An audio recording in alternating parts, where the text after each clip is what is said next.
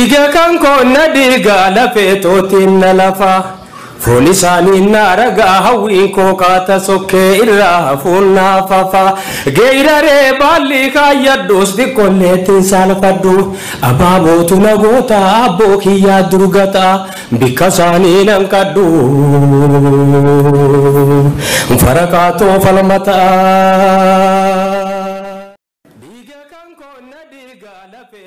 Orang angka kabukurate bakar khayam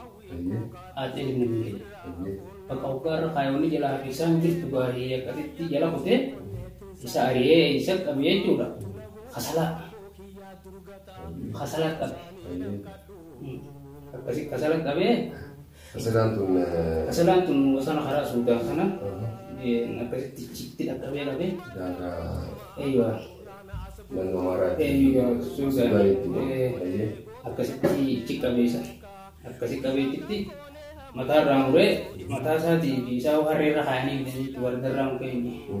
akasi hari dami dan akasi cik damse akasi tinggi kanon orang bilusuma sati yang tisa kabe kisuftate akasi tiga jaga pate juga akasi tiga mantan lagi tujuh sih kayaknya teh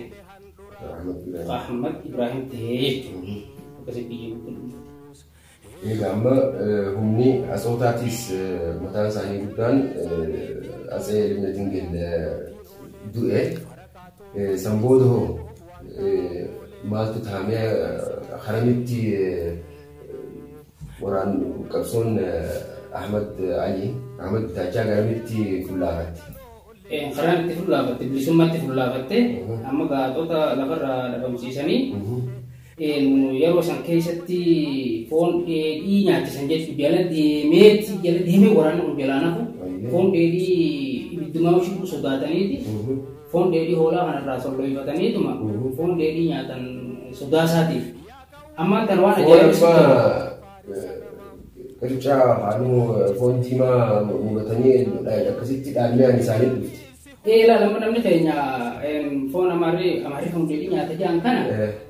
wanafta nutan nudafta aber namanya kayaknya kan isana mo isa ya datang phone jadi nyatu kan isa ya datang phone jadi amara dua rabi sama le phone jadi namanya bakal tak kayak phone jadi namanya kerap ya namanya amara di bini siapa phone jadi staking jani Eropa di Amerika nunu dilaslen bilchesu batan akan mati wawadani mawanti bola kaisa tilen jirata tumale akan khenya saneti mubatani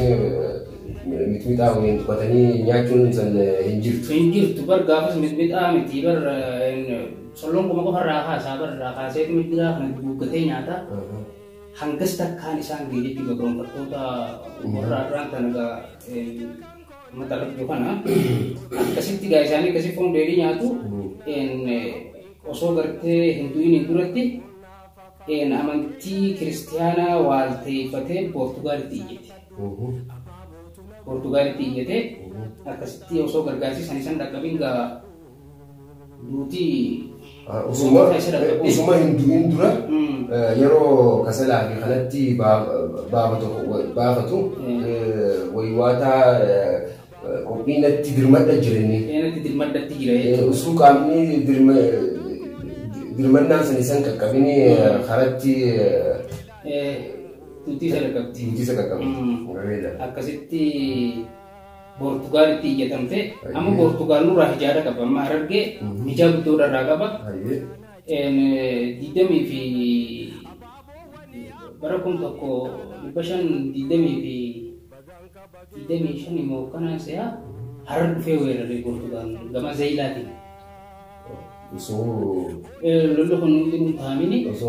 mal Portugal yero sang kese tumna kabdi ber ya mo daw namo tum nakaba dunya humna kabaju kofa so intain aka kontrata tu namni lafuma Ethiopia fi Gampa Afrika kana isani fi Ottoman Turkish Turkota tu gargar kontete ka khani saka amanta Kristiana kuni saka amanta Islam ini yero saniti nama mootummaa jabaa mootummaa jabaadha ture akkam fakkeenyaaf amma yeroo amma keessa jiru kanatti naayitoo kun naqaba san duraas waarsootu jira soofeeti jira yeroo san keessatti isaan nama akkasiisan jechuun nama diimee nama weeraruu danda'u hojii fedhe isaa mudatu jechuudha. Kanarratti argee ijaa akkam nama kutaa arabbii kanarraa ijaa akkam qaba. Ijaan inni qabu yeroo san keessa zayilaadhaan dhufee baabbileen harar weeraree jechuudha. Moggaa harar weeraree yeroo san waraana jajjabaa jira. Hoogganaan inni kun akkuma duula kana gaggeessu iftiheeti moo uummata habashaa kana uummata kiristaanaa kanaan waltaheetitti duula kana gaggeesse. Yeroo san iftiheetuma lafa tana saamuudhaan dhufe. Lafa tana saamuudhaan iftiheetuma. Akkasitti yeroo san keessatti duula bal'aa lafa adaree gaditti bisidiima qubsuma godhate lafa bisidiima gaafas laga hontomaa jedhanii maqumaa'u bisidiima kana. Laga hontomaa jedhaniini lola gartee Poortugaal fi Oromoonni gaggeessan kanarratti dhiiga Poortugaal kana fa'ichitti bishaan laga bisidiima san irratti hidhamerra bisidiima jedhanii kan baasanii san dura laga hontomaa jedhaniini seefii fi eeboodhaan ammas lafti hurumaa sopheensaa jira. Sopheensa kun nama kana takkaan fitti hin dhiisummaa sopheensa kana nama beeku malee kaan muka baalan qabna jeetitti maqaa akkuma qabeessi dhaabannu akkasitti gatanii Poortugaal hoogganaa yeroo sanii Buuba Abrahaamoo jedhaniini inni warra guddeeti dhalootaaf Oromoodha. Orang kalau kayak saya ini nama Oromoo Noole danni. Hogganoonni keenya hundi gosa qaban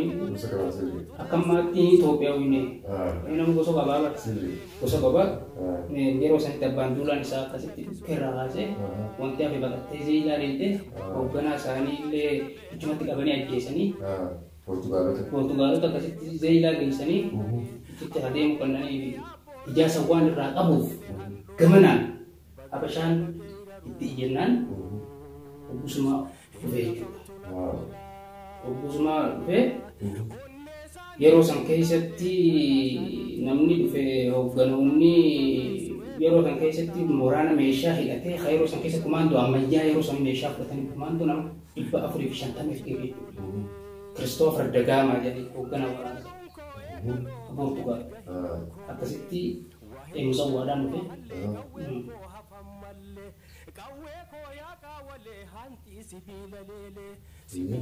musawwaadhaan dhufee akkasitti waraana kana naqe jechuudha. Waraana kana hoggaan akka eenyutu bakka san jira ammaan tana limna dingil haadha limna dingil jireenya ilmasaa jira jechuudha. Ilmasaatti dhaale Faasil Gilaadiyoos jedhanii haadha Gilaadiyoos. Amma akka Habashaan lakkooftutti 1955 jaanii zamana masaafinti jaanii zamana sanirraa lakkaawwatanii beekan. Zamana amma ilmi isaa aangotti gahan. Baay'ee sangoodoo. Akkasitti gaamman tana Gilaadiyoos waraana Poortugaal dhufeef meeshaa fudhatee dhufee waraanni yeroo sanii waraana ammayyaati. Akkasitti bara 1542 walakkeessa sadaffaatti seenee jechuudha. Ammaan kana Poortugaalonni asabii seenuudhaan musawwaadhaan seenanii Kiristoofer Dagaamaadhaan kan hoogganaman jechuudha. Akkasitti gaamuu lolli meeshaadhaa fi xiyyaa fi eegoo taatee gaamaan kana bakka kun akkasitti gaatunis sodaachifne gooticha Imaam Ahmed gootota fe'anii tokkollee sodaachifne akkasitti lola jalqaban jechuudha. Amma lola isa jalqaban yeroo gartee jarri kun dhufe wannatti lola jalqaban jechuudha. Wee ajaanii bakka san wee ajaanii lolli jalqabamee lolli osoo deemu amma Inji shumburaa kuree bakka jaantana waliin dhufanii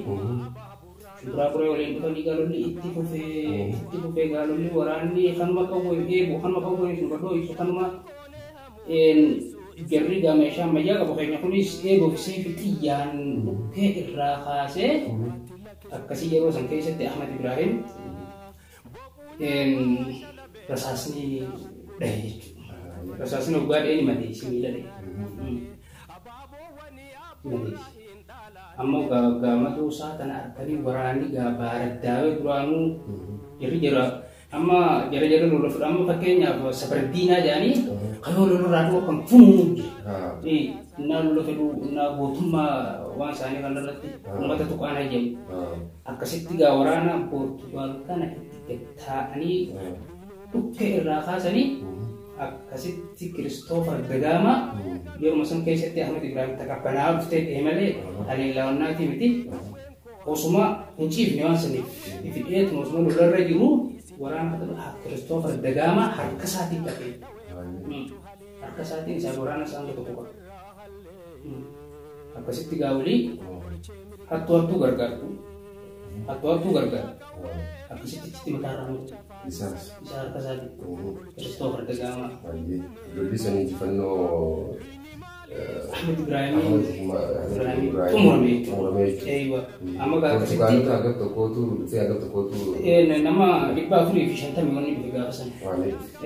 akkasitti gaa hoogganaan isaanii hogganni waraana kaanis ni dhumate waraana guutuu hafte Gilaadiyoos fuudhee gaammoonni kanaas baqaanee galee jechuudha amma kanaas hoggaa baqaanee galee amma tarsiimoo waraanaa isaa qaceelchaa jirummaa ijaasaniif jirri jara barattee akkasitti tokko suuta keessaa dagachiisee naannoo miliyoos qoratanii akkasitti isaa waraana sassaabaa jiru akkasitti halaala dhahe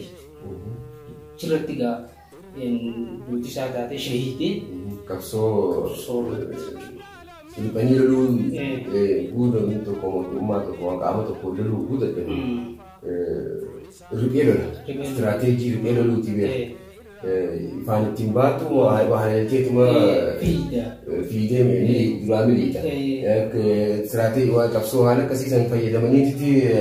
ajjeesan akkasitti nageenya gara biyya tanaa kamineessu akkasitti ichitti inni wareegame jechuun lafa gartee ammaan kana marii maal jaan bakka san maksanyoo katamaa jaanii Bahar Daar irraa xiqqishoo akkanatti gama kibbaa kanatti magaalaa kanaa jira ichitti wareegame inni akkasitti gaammaan kana inni wareegamnaan amma hojii gaa'isa kanaas fuudhanii akkasitti gaammaan kana hojii duulaan baroodhaas karaa magaalaa Harar gaggeessan akkasitti gaammaan kana hojii bakka kana eenyu qaba Alinuur Mujaahid Garriisoohaati bakka isaa qabu'e akkasitti gaammaan kana isaan Hararitti booda deebi'an akkasitti gaa'ika tasiyaan gaggeessanii amma dhoominsa du'insa isaa kanaan duuba deebi'ammoo bakka dura ta'an bakka hoogganaan qofatti hoogganaa biraatti dabreetuma qabsoo san fuula dura tarkaanfachiisa. Haala akkamiin isaan eega injifannoo kana hunda galmeessanii Poortugaalota dhufanis ajjeesanii injifannoodhaan goolaban haala akkamiin duuba deebi'uu danda'an moo haala lafoota isaan dhuunfatan san irrattis qaamota dhiifatanii duuba deebi'ammoo hogganoota tokkoon fuune duulaan baroon amma lola kana keessatti kan ijoollee sadi deesse ijoolleen loluma keessa jirti akka illee hin deebine isaa deemi akkasitti fuudhanii isii deebisan jechuudha dhaabbata ziyaadaa mire nama azaayaati akka shari'aa islaamaatti shari'aa keenyatti dhorkaadha kan amma namni azaayaa walii deemuuni akkasitti deebisanii taziyaachitti fixanii gaa'isii waraana hogganoota jira hogganoota deebii jira akkasitti gaafa kasaa qabu'e Amiir Nuur Mujaahid Garriisoohaati akkasitti bakka bu'ee jechuudha. Wanni takkatanii dhaammachuu barbaadu goota keenya kadagatamee namni hundinuu ifi yaamee jiru kana goota qaalee kana wanni jechuu barbaadu Oromoota guutuu addunyaarra jiranii kabarsiisuufis wanni nu beekan Ahmed Ibrahim Ali Abdi Attaan Horoo Amuumaa Oromoo akka ta'e Oromoo akka ta'een ibsu barbaada akka mamaa gartee nama keenya duraa hin taane inni Oromoon hoogganaa fi dhalti Oromoo hundinuu Oromoo ta'uudhaaf namuu qarmaamee qaba gosa qaba lammii qaba shanyii wal beekti nuti diqaalaa ilmaan Itoophiyaa qofa ayyaama osoo hin taane nama lammii Saga pun nama lambi saati batu saba saati batu ante Ahmad Ibrahim Ali en ana haromayati ubata ganda bitacha lambi sa afran kallo kaisa al kaisa apa abaro kaisa qura kaisa ida itu ila hangga en ababu saati ganti kana wan garte beinu kana ko akan behan akka keenya jaani bakka jiranii Oromoon beekuun dhaamu barbaade jechuudha. Kanaafuu galatooma seenaa teessan hordofa. Hordoftoota fi daawwattoota keenya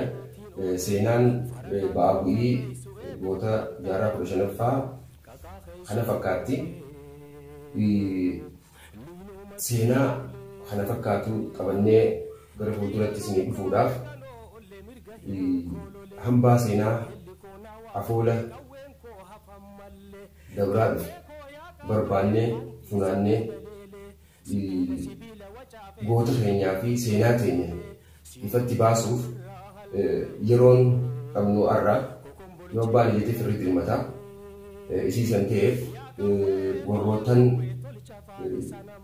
akka dargaggeessa Abdii Mahammad yookaan dhuma baas kanatti fedhiin waan ofii goota ofii seenaa ofii jabeeffatu akka taanu fi akka nama kanarraa barumsa bareedaa fudhannu jennee abdii qabna. Egaa kabajamtootaa fi daawwattoota keenya seenaan kun kan isiniif haasa'umaa jirtu waan keessanii akka irraa baratanii dhaloota dhufuuf dabarsitanii fi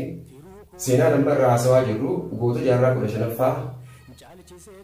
Ahmad Ibrahim Aliiti yookaan Ahmad Bitaachaati. Kan turtii waliin godhee haasa'iisaan Khalid Mahammadi seenaisaan Abdii Mahammad Daawudi yookaan Gumaa Baas. Qophii tana qindeessee nu waliin turuudhaan gulaalaan kaameeraa Mahammad Shariifi yookaan YouTube chaanaalii isaa Leleetuu seenaa walitti aanuun hamma walitti deebinuu nagayaan nu tura. Galatoomaa horaa bulaanu jiraadha. Nalafa Folisani naraga hawi ko kata sokke irra funna fafa geirare balli kayadus di kolletin salfadu ababo tunagota abokiya durgata bikasani nankadu farakato falmata